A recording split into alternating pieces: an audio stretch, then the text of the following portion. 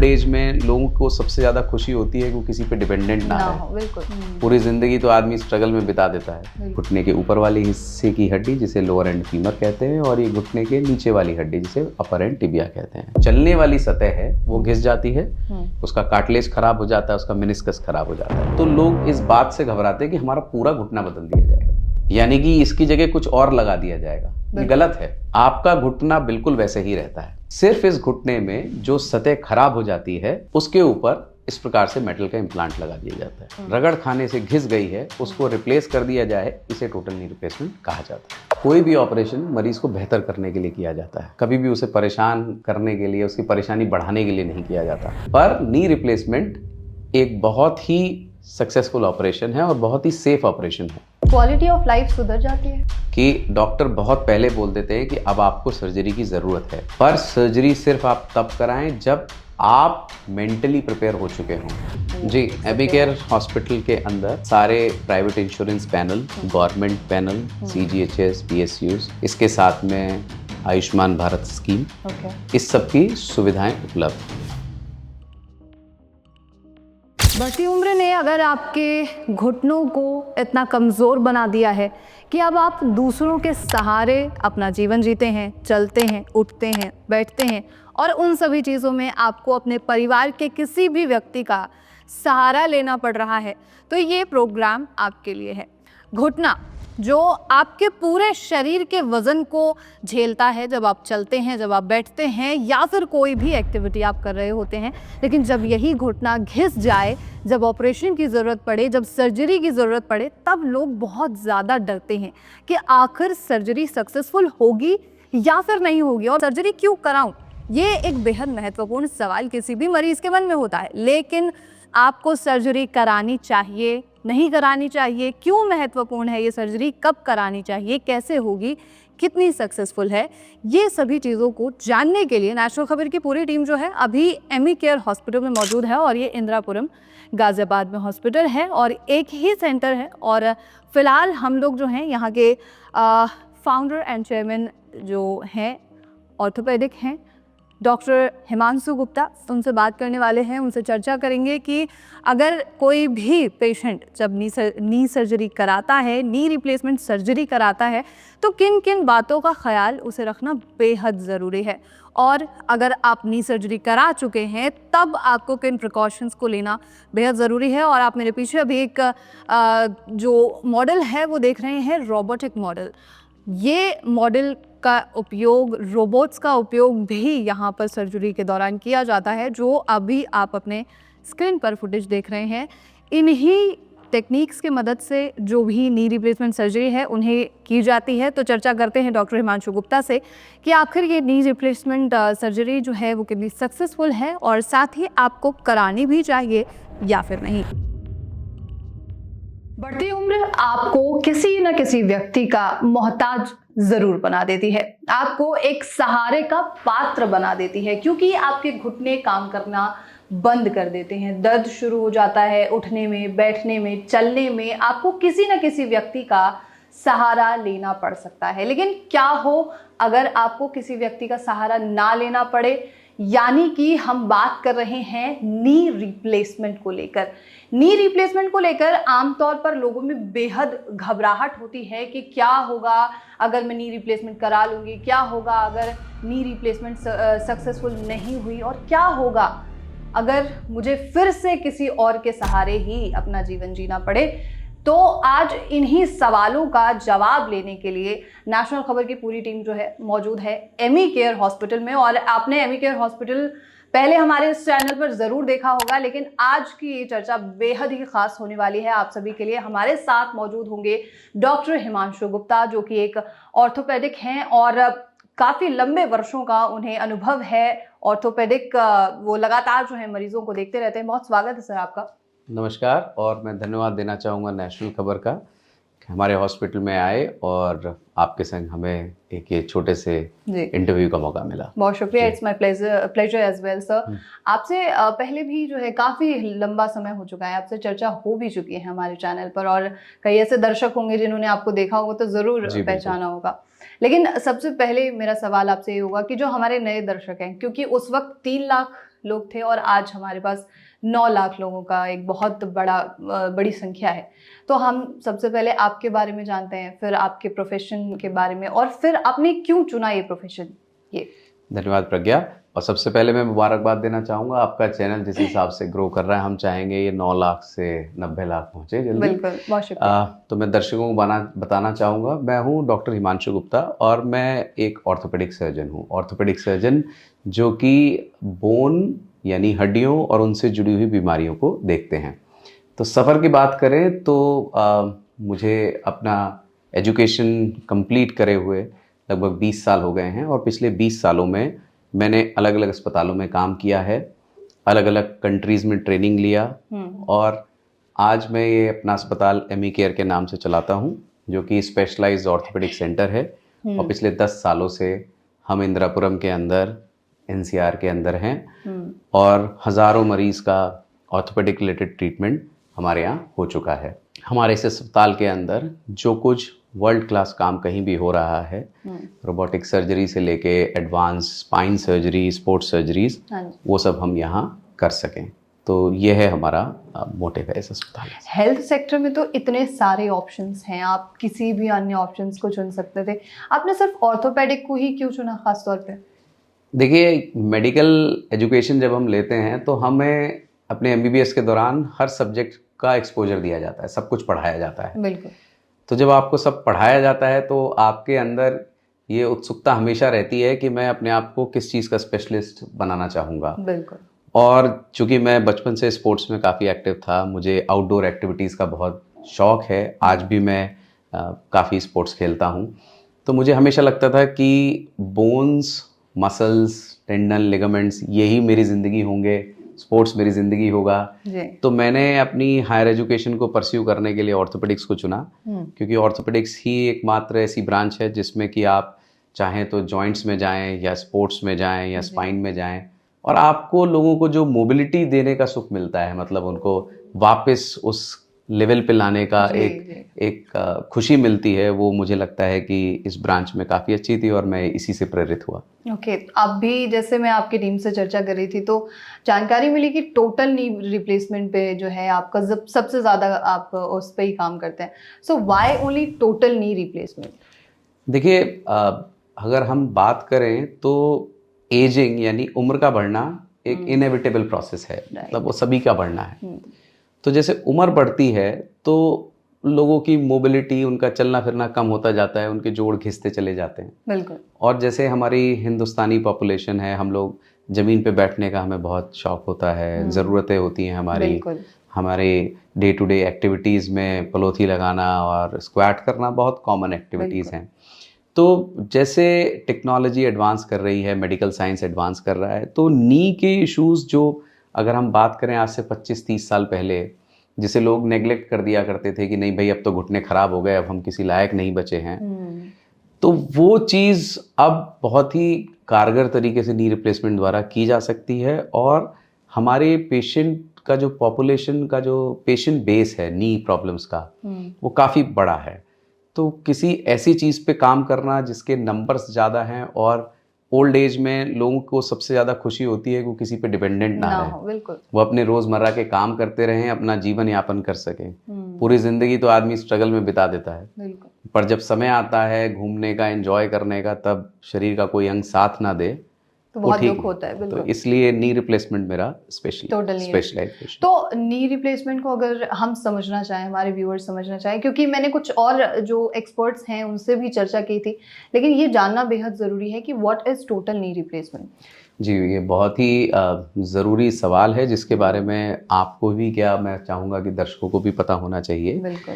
तो इसकी शुरुआत करते हैं। देखिए कि जब एक नॉर्मल नी होता है वो इस प्रकार से होता है, जिसमें ये घुटने के ऊपर वाले हिस्से की हड्डी जिसे लोअर एंड फीमर कहते हैं और ये घुटने के नीचे वाली हड्डी जिसे अपर एंड टिबिया कहते हैं। ठीक है। तो ये घुटना नॉर्मली जब मूव करता है तो इस प्रकार से मूव करता है। अगर आप नॉर्मल नी को देखेंगे तो इसके बीच में ये ब्लू कलर के आपको कुशन्स दिख रहे हैं जिनको मेनिस्कस कहते हैं। ठीक है। और इसके साथ में नी की जो सतह होती है वो एकदम स्मूथ होती है। वो स्मूथ सरफेस, जैसे कि इस डेमो मॉडल में देखा जा सकता है, ये एकदम स्मूथ होती है। तो जब घुटना चलता है तो उसकी स्मूथ सरफेस आपस में चलती रहती है, है। जिसकी वजह से हमें पेन नहीं होता है। ओके। पर जैसे जैसे नी डिजनरेट करता है या घिसता है या उसमें आर्थराइटिस होती है, तो शुरुआती दौर में घुटने के अंदर वाले हिस्से पे कुछ जगह, जैसे आप देख सकते हैं, ये जख्म जैसे लाल निशान बनने लगते हैं, बिल्कुल। यानी कि ये कार्टिलेज घिसना शुरू होता है। और जैसे जैसे ये बीमारी बढ़ती चली जाती है, घुटना पूरी तरह से रफ होता चला जाता है।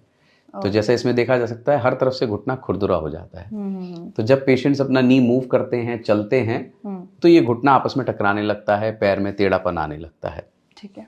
तो देखा जाए तो घुटने की जो बियरिंग सरफेस है, यानी कि जो चलने वाली सतह है, वो घिस जाती है, उसका कार्टिलेज खराब हो जाता है, उसका मेनिस्कस खराब हो जाता है। ठीक है।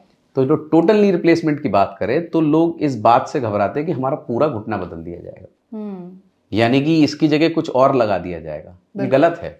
बिल्कुल। आपका घुटना बिल्कुल वैसे ही रहता है। सिर्फ इस घुटने में जो सतह खराब हो जाती है जी, उसके ऊपर इस प्रकार से मेटल का इम्प्लांट लगा दिया जाता है। ओके। यानी कि आपके बाहर के लिगामेंट्स बिल्कुल सेम रहते हैं, आपके आगे की बोन वैसी रहती है, आपके ऊपर की बोन, आपकी नीचे की बोन, आपकी स्किन, आपके मसल, टेंडन, सब कुछ सेम रहते हैं। ठीक है। तो देखा जाए तो ये नी रिप्लेसमेंट ना कह के, इसे अगर हम नी की सरफेस को चेंज करना है या नी रीसरफेसिंग कहें तो वो बेटर वर्ड होगा, पर इसे टोटल नी रिप्लेसमेंट का नाम दिया जाता है। ओके। टोटल इसलिए कहा जाता है क्योंकि इसमें घुटने के अंदरूनी और बाहरी दोनों हिस्सों को रिप्लेस कर दिया जाता है। जैसे हम आगे भी बात करेंगे, पार्शियल नी रिप्लेसमेंट्स भी होते हैं, सरफेसिंग भी होती है, वो डिफरेंट तरीके की चीज़ें हैं जिससे घुटने के दर्द में आराम मिलता है। बिल्कुल। पर टोटल नी रिप्लेसमेंट का मतलब होता है घुटने की वो सतह जो आपस में चलती है, जो रगड़ खाने से घिस गई है, उसको रिप्लेस कर दिया जाए, इसे टोटल नी रिप्लेसमेंट कहा जाता है। क्या टोटल नी रिप्लेसमेंट से डरने की ज़रूरत है? क्योंकि देयर इज़ कि पेशेंट में बहुत ज़्यादा इस चीज़ को लेकर डर है। आपके पास भी पेशेंट आते होंगे तो वो इस इरादे से ही आते होंगे कि हमें ना करानी पड़े तो बेहतर है। देखो प्रज्ञा, कोई भी ऑपरेशन मरीज को बेहतर करने के लिए किया जाता है, कभी भी उसे परेशान करने के लिए, उसकी परेशानी बढ़ाने के लिए नहीं किया जाता। बिल्कुल। तो डर होना एक नॉर्मल फिनोमेना है। अगर आप किसी से बात करेंगे कि आपका ऑपरेशन होना है तो वो घबरा जाते हैं। और अमूमन नी रिप्लेसमेंट के पेशेंट जब आर्थराइटिस से गुजर रहे होते हैं तो वो अपनी दिनचर्या में इतने दर्द को झेल चुके होते हैं कि उनको ये लगता है कि नहीं, अब इस दर्द के संग हम नहीं जी सकते। पर नी रिप्लेसमेंट एक बहुत ही सक्सेसफुल ऑपरेशन है और बहुत ही सेफ ऑपरेशन है। जैसे कभी भी कोई ऑपरेशन किया जाता है, उससे पहले मरीज का पूरा चेकअप किया जाता है, वर्कअप किया जाता है, और ऑपरेशन करने के बाद कुछ दिनों तक दर्द की शिकायत होती है, क्योंकि ऑपरेशन से रिलेटेड जो पेन है वो कुछ दिनों तक रहते हैं। पर अगर देखा जाए तो मरीज का एक्सपीरियंस कुछ दिनों में बिल्कुल बदल जाता है, क्योंकि वो पहले इतने दर्द को झेल चुके होते हैं कि ऑपरेशन का दर्द उन्हें बहुत कम लगता है। और धीरे धीरे जैसे समय जाता है ये दर्द खत्म होता चला जाता है। तो नी रिप्लेसमेंट ऑपरेशन से घबराने की ज़रूरत नहीं है। ये सेफ प्रोसीजर होता है और सारी जांचें करने के बाद ही किया जाता है, और ये मरीज को बेहतर करने के लिए किया जाता है। तो इसमें कोई घबराने की ज़रूरत नहीं। Okay, very nice. कोई भी चीज़ अगर नेचुरल है डॉक्टर गुप्ता तो वो नेचुरल ही है, उसे चाहे कितना भी प्रोसेस कर लिया जाए वो नेचुरल चीज़ नहीं आ सकती है। मेडिकल इंडस्ट्री ने चाहे कितनी भी एडवांसमेंट ले आई हो, लेकिन वो जो नेचर ने बना के दिया है वो आई डोंट थिंक सो कि वो मेडिकल इंडस्ट्री अभी भी कर सकती होगी। नेचुरली जो हमारे पास लिगामेंट्स हैं या फिर जो भी आपने जानकारी दी, वो सारी चीज़ें जब घिस जाती हैं और आप एक मेटल का इम्प्लांट लगाते हैं तो वो नेचुरल तरीके से कैसे काम करेगी और इसकी समय सीमा कितनी होती है? देखिए, जब घुटने में आर्थराइटिस हो जाती है, घुटना टेढ़ा हो जाता है, उसकी सरफेस अंदर से घिस जाती है, तो वो नेचुरल घुटना तो रहता ही नहीं। बिल्कुल। नेचुरल घुटना तो वो है जिसके संग आप चलते हैं, आप दौड़ते हैं, पेन फ्री रहते हैं, जिसके साथ हम बड़े होते हैं, अपनी ज़िंदगी के सारे काम करते हैं। बिल्कुल। तो ये घुटना एक बीमारी से ग्रसित घुटना होता है, इसे हम डिजेनरेटिव नी कहते हैं। ठीक है। अब बात आती है तो क्या ये नॉर्मल नी की तरह कभी बिहेव कर सकता है? तो जिस हिसाब से टेक्नोलॉजी ने एडवांस किया है, हम जब ऑपरेशन करते हैं रोबोटिक विधि द्वारा या नॉर्मल विधि द्वारा, तो हमारा टारगेट होता है कि जिस तरह से कुदरत ने आपके जॉइंट को अलाइन किया था, यानी जिस तरह से आपकी बोन की बनावट थी, जिसमें कि हिप, नी और एंकल, जब हम खड़े होते हैं तो तीनों एक लाइन में चलते हैं, जब घुटना मोड़ते हैं तो मोड़ते समय और सीधा करते समय घुटने के अंदर स्पेसेस एक से रहते हैं। बिल्कुल।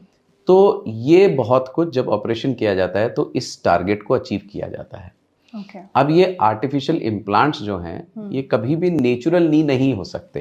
राइट। क्यों? क्योंकि ये इम्प्लांट्स हैं। इम्प्लांट्स हैं। पर ये जब एक डीजनरेटेड नी पे यानी कि एक सीवियरली आर्थराइटिक नी पे लगाए जाते हैं तो ये बिल्कुल पेशेंट को ऐसा महसूस कराते हैं जैसा कुदरतन घुटना बिहेव करता है। ठीक है। पर ये बात आपकी बिल्कुल सही है कि ये कुदरतन घुटने की बराबरी नहीं कर सकता। पर यह ऑपरेशन पेशेंट को क्वालिटी ऑफ लाइफ देने के लिए है ताकि वो पेन फ्री हों, अपनी डे टू डे एक्टिविटी कर सकें। ठीक है। और यहाँ पे मैं दर्शकों को ये जरूर बताना चाहूँगा कि नी रिप्लेसमेंट कभी भी यंग एज की सर्जरी नहीं है। जब आप बहुत हाई डिमांड पेशेंट्स हैं, जब आप बहुत एक्टिव पेशेंट्स हैं, बिल्कुल, तब ये ऑपरेशन आपके लिए नहीं है। ये एक ओल्ड एज की सर्जरी है जब आपका नी पूरी तरह से डैमेज हो चुका होता है। बिल्कुल। अभी एक सवाल इसमें मैंने और आपसे जानकारी लेने की कोशिश की कि इसका समय सीमा कितनी होती है। एक बार अगर किसी व्यक्ति ने नी रिप्लेसमेंट करा लिया, टोटल नी रिप्लेसमेंट करा लिया, तो कब तक उसको दोबारा ज़रूरत नहीं पड़ेगी मेरे हिसाब से? ये बहुत ही पर्टिनेंट इंपॉर्टेंट क्वेश्चन कहूँगा, क्योंकि जो मरीज हमारे पास आते हैं तो पहला सवाल ये पूछते हैं कि इसकी क्या ज़िंदगी है। तो मैं ये बताना चाहूँगा कि जॉइंट की सरफेस कभी ख़राब नहीं होती है। कभी कोई मेटल इतना नहीं घिस सकता कि घिसते घिसते ज़ीरो हो जाएगा।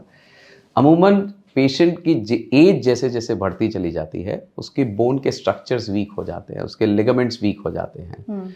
तो कई बार ये जॉइंट्स लूज होने लगते हैं या इनके बीच में जो बियरिंग सरफेस होती है जिसके ऊपर ये चलते हैं ये वियर एंड टियर में चली जाती है। तो अमूमन क्लेम किया जाता है कि एक अच्छा नी रिप्लेसमेंट जिसमें कि सारे साइंटिफिक नॉर्म्स को फॉलो किया गया है उसकी self life around 15 to 20 years मानी जाती है। पर अगर ऐसा देखा जाए तो 20 साल के बाद जिनका 20 साल पहले ऑपरेशन हुआ था उनको वापस ऑपरेशन की ज़रूरत पड़नी चाहिए। बिल्कुल। पर हम जो डाटा देखते हैं कि रिविजन सर्जरी या दोबारा नी रिप्लेसमेंट के पेशेंट बहुत कम होते हैं, क्योंकि वो बड़ी उम्र में बिल्कुल बड़ी उम्र में जैसे जैसे उम्र बढ़ती जाती है, एक्टिविटी डिमांड कम होती जाती है, तो नी का वियर एंड टियर रेट और कम होता जाता है। तो ये पेशेंट्स दोबारा ऑपरेशन के लिए अमूमन नहीं आते हैं। तो इसलिए ये कहना कि इसकी लाइफ कितनी होगी ये गलत है। हम हमेशा कहते हैं कि आपकी क्वालिटी ऑफ लाइफ हमेशा इससे मेंटेन रहेगी। क्वालिटी ऑफ लाइफ सुधर जाती है, मतलब जो चलने में, बैठने में, उठने में किसी का सहारा लेना पड़ रहा था। प्रज्ञा, आज ये थोड़ा समय कम है, नहीं तो किसी दिन आपको अपनी ओपीडी में बुला के उन पेशेंट से मिलवाते हैं जिनके नी रिप्लेसमेंट हुए हैं, उनकी ज़िंदगी में क्या बदलाव आए हैं ऑपरेशन के बाद। ऑपरेशन से पहले उनको चलने में कितनी दिक्कत हुआ करती थी, उनके पैरों में कितना टेढ़ापन था, उनसे खड़ा नहीं हुआ जाता था, जीना नहीं चढ़ा उतरा जाता था। ये सब चीज़ें बिल्कुल ठीक हो जाती हैं। मैं हमेशा अपने पेशेंट्स को समझाता हूँ कि अमूमन ये मान के चलिए कि एक सक्सेसफुल नी रिप्लेसमेंट वो है जो आपको 90 to 95% पेन रिलीफ दे पाए। 5% पेन आपको कहीं भी किसी भी चीज़ से हो सकता है और वो पेशेंट्स काफ़ी अच्छे से उसे एक्सेप्ट करते हैं। तो क्वालिटी ऑफ लाइफ में बहुत अंतर आता है।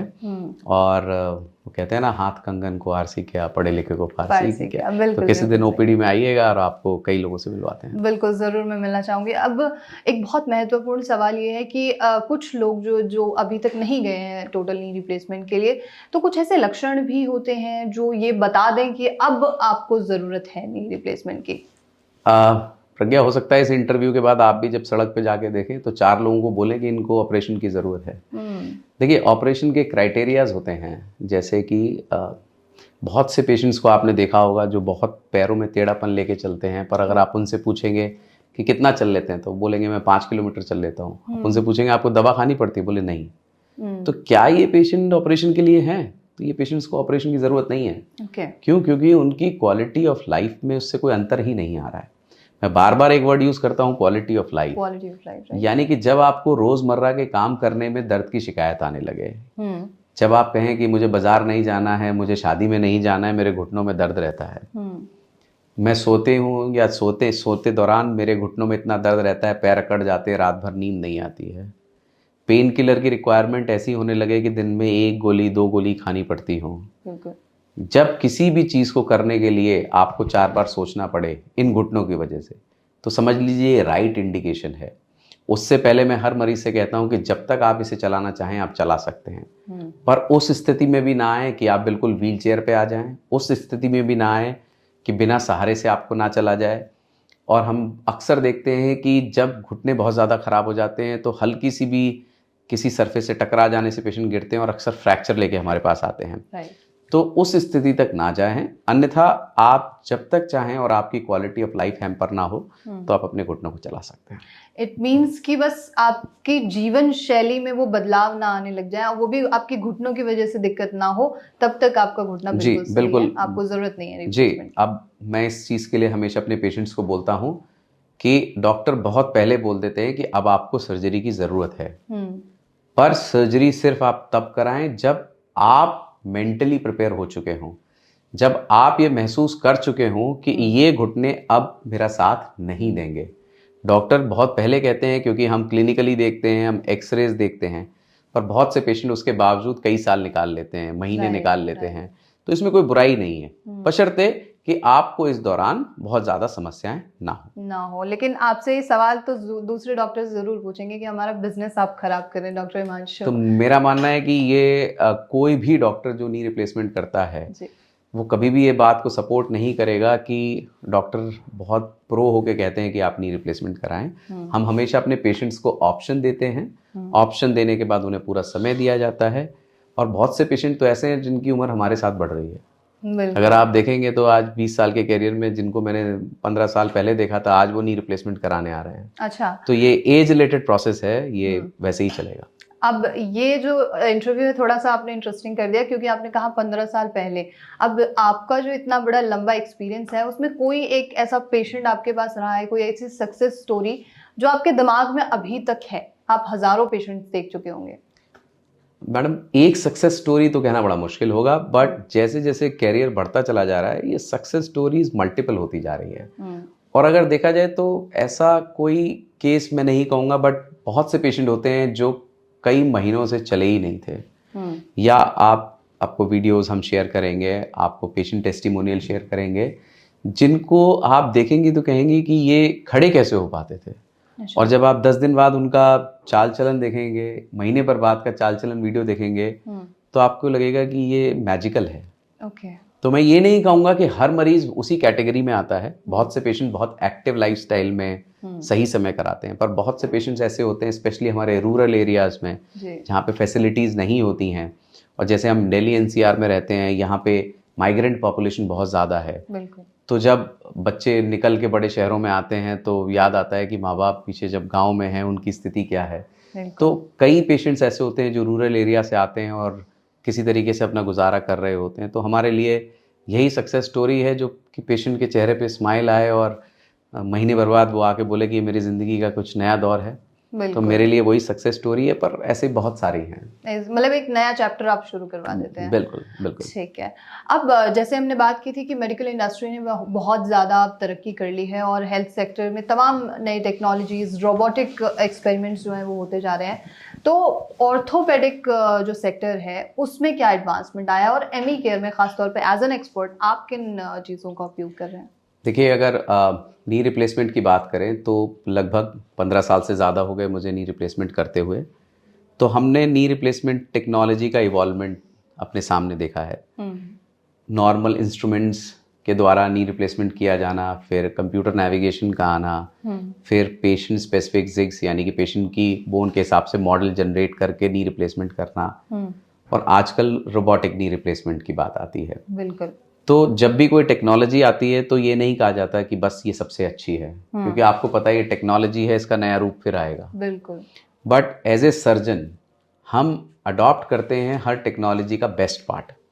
तो अगर हम बात करें तो आज की डेट में हम एमी केयर हॉस्पिटल में नी रिप्लेसमेंट रोबोटिक विधि द्वारा करते हैं। और हमारे यहाँ नी रिप्लेसमेंट टोटली रोबोटिक विधि द्वारा किए जाते हैं।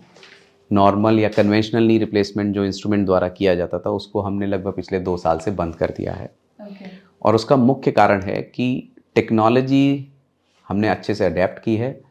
टेक्नोलॉजी को समझने के बाद, उसका इस्तेमाल करने के बाद हमारे पेशेंट्स के रिजल्ट में बहुत अंतर आया है। तो आखिरी में देखा जाए तो मेडिकल साइंस में जो मापदंड है वो पेशेंट सेटिस्फैक्शन होता है।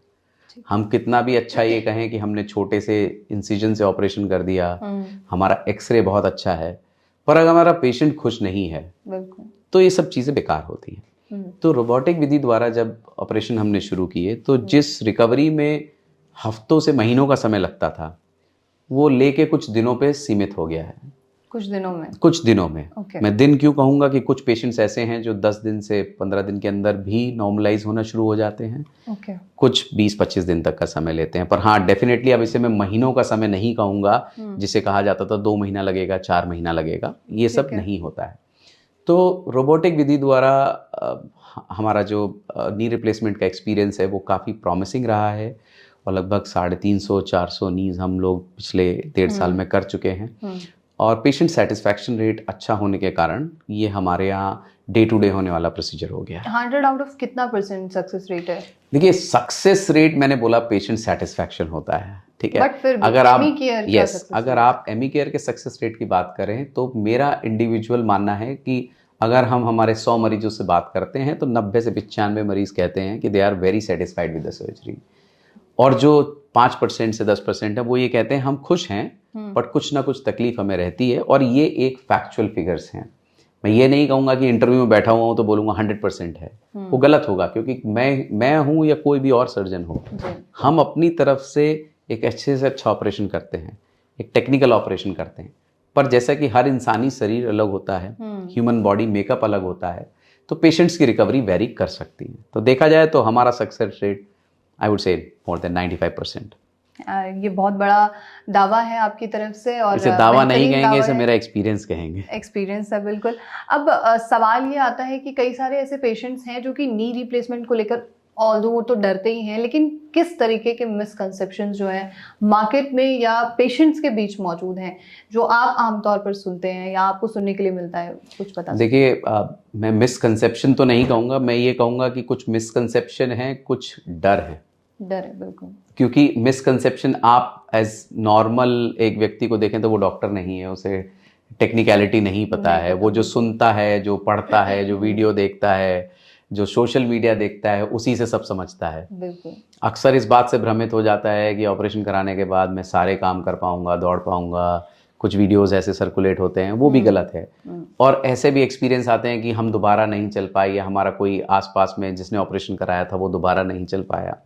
तो जैसे मैंने पहले कहा कि हर इंडिविजुअल अलग अलग होता है, हर किसी की रिकवरी ट्रेंड अलग होता है। बिल्कुल। बट कभी भी ऐसा नहीं होता कि नी रिप्लेसमेंट करने के बाद पेशेंट ना चल पाए। अगर उनके साथ कोई मेजर कॉम्प्लिकेशन नहीं हुआ है तो ऐसा नहीं होता है। एक अच्छे से किया हुआ नी रिप्लेसमेंट कारगर होता है, सक्सेसफुल होता है, पेशेंट का पेन कम हो जाता है। अब क्योंकि मार्केट में आयुष्मान कार्ड, CGHS, EGSS ऐसे कई कार्ड्स मौजूद हैं, तो क्या एमी केयर में ऐसे कोई कार्ड्स जो हैं वो जी, एमी केयर हॉस्पिटल के अंदर सारे private insurance panel, government panel, CGHS, PSUs, इसके साथ में आयुष्मान भारत स्कीम, इस सब की सुविधाएं उपलब्ध हैं, और इसी सारी कैटेगरीज के अंदर हमारे मेजॉरिटी ऑफ द पेशेंट्स आने लगे हैं। तो जैसे जैसे आयुष्मान कार्ड का यूज़ बढ़ रहा है, नंबर ऑफ पेशेंट्स बढ़ते जा रहे हैं। 70+ ईयर्स में, जो कि ओल्ड एज में नी रिप्लेसमेंट्स का नंबर बढ़ता है, तो आयुष्मान कार्ड की सुविधा होने की वजह से जो मरीज़ अपना ऑपरेशन नहीं करा पाते थे, अब वो भी इसे करा पा रहे हैं। तो एमी केयर के अंदर ये सारी सुविधाएं उपलब्ध हैं। ठीक है, बस मेरा आखिरी क्वेश्चन आपसे और होगा, क्योंकि अब इस डिस्कशन को हम आगे और दूसरे जो प्रोग्राम्स होंगे उसमें लेकर जाएंगे। आपका कोई मैसेज होगा उन लोगों के लिए जो अब नी रिप्लेसमेंट कराने की सोच रहे हैं या फिर नी रिप्लेसमेंट से डरते हैं अभी भी? तो मैं व्यूअर्स को ये बताना चाहूँगा कि नी रिप्लेसमेंट एक बहुत ही कारगर सर्जरी है, एक बहुत ही सक्सेसफुल सर्जरी है। अगर आपकी क्वालिटी ऑफ लाइफ दर्द की वजह से ख़राब हो रही है, अगर आपको चलने फिरने में दिक्कतें आ रही हैं, तो नी रिप्लेसमेंट के बारे में सोचना शुरू कर दें। मैं इस चीज़ के लिए हमेशा एग्जांपल देता हूं कि जब भी हमें कोई भी नया काम करना होता है तो सबसे पहले हम ये देखते हैं कि ये काम हम कहाँ कराएंगे, किससे कराएंगे और कब कराएंगे। तो नी रिप्लेसमेंट कोई इमरजेंसी प्रोसीजर नहीं होता है, ये बहुत ही प्लान्ड प्रोसीजर होता है। पेशेंट्स अपना टाइम लें, जिस डॉक्टर से कराना चाहते हैं उससे मिलें, अपने मन की सारी बातें करें, जो उनको भय हैं उसे दूर करें, वहाँ कराए हुए मरीजों से बातचीत करें, अपने आसपास जो लोग सर्जरी करा के आए हैं उनसे बातचीत करें।